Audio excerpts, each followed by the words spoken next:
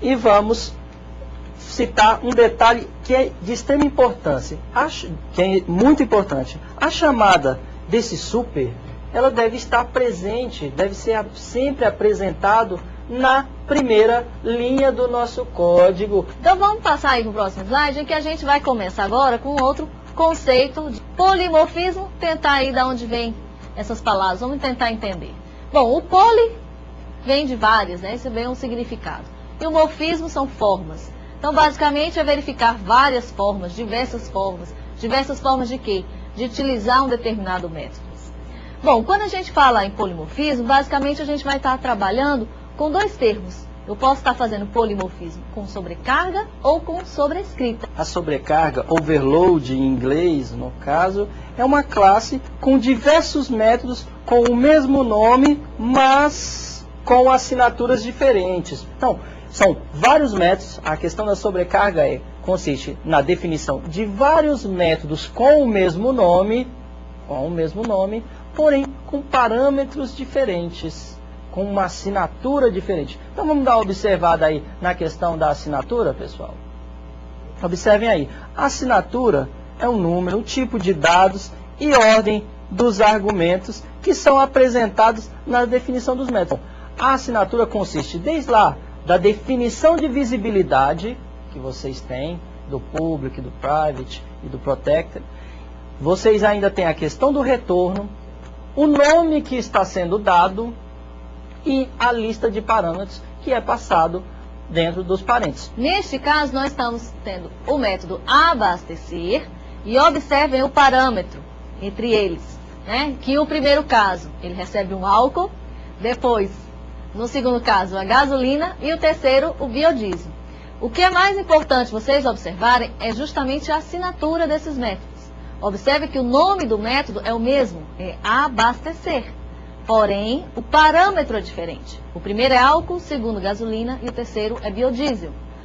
Sobrescrita vem do inglês aí de overwrite, né? Pelo próprio nome já dá para saber que é o sobrescrita. Over em cima de escrita, sobrescrita, reescrever, escrever por cima. Tá? Então, vem aí como sobreposição de métodos existentes na superclasse.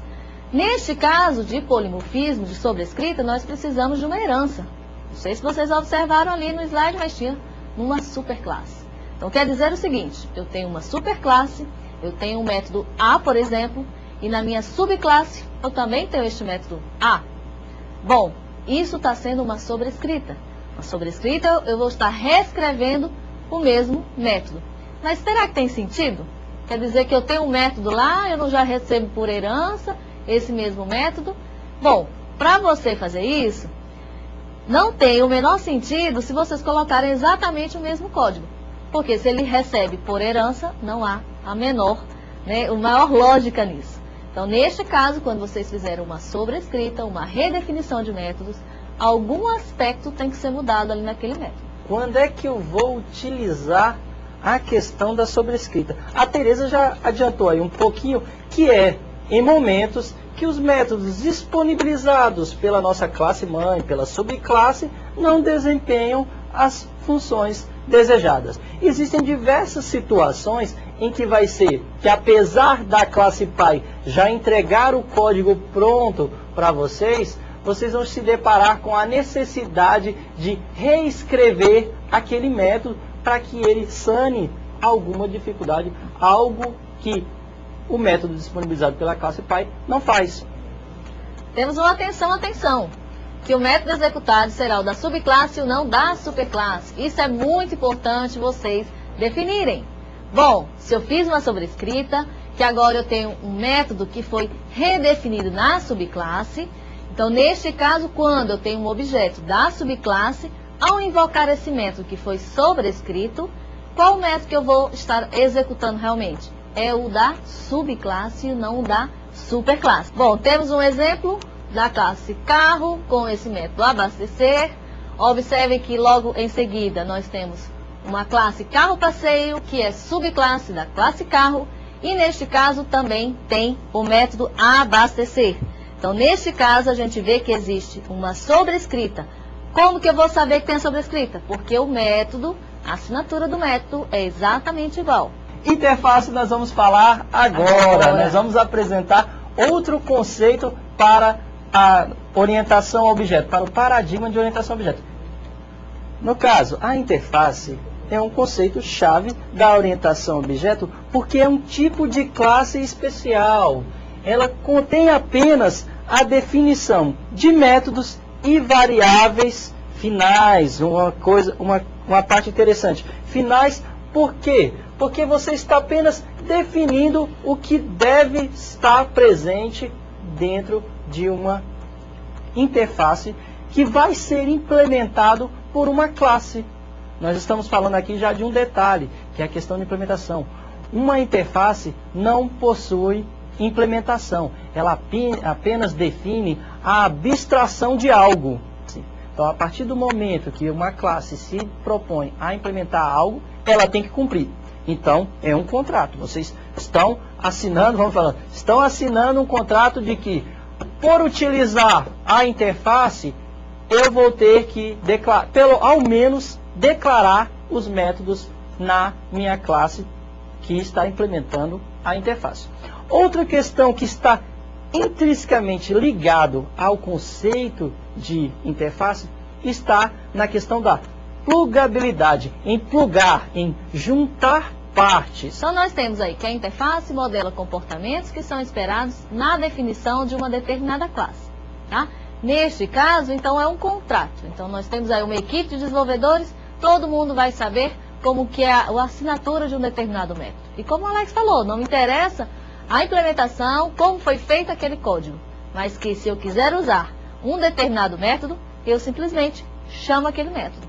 Só que para isso, todo mundo precisa implementar uma certa interface, tá? Então vamos aí ver como que é a sintaxe, então, na definição de uma interface em Java, tá bom?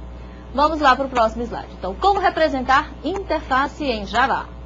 Nós temos que vamos usar a palavra reservada interface, e basicamente a sintaxe é public interface nome. É isso mesmo, Tereza. Então vamos observar aí, pessoal, a implementação de uma interface. Acompanha aí. Vamos lá.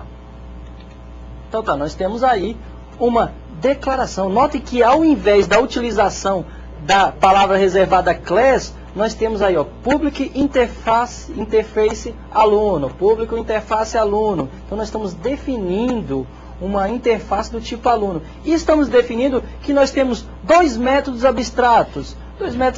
O primeiro é o média e o segundo faltas.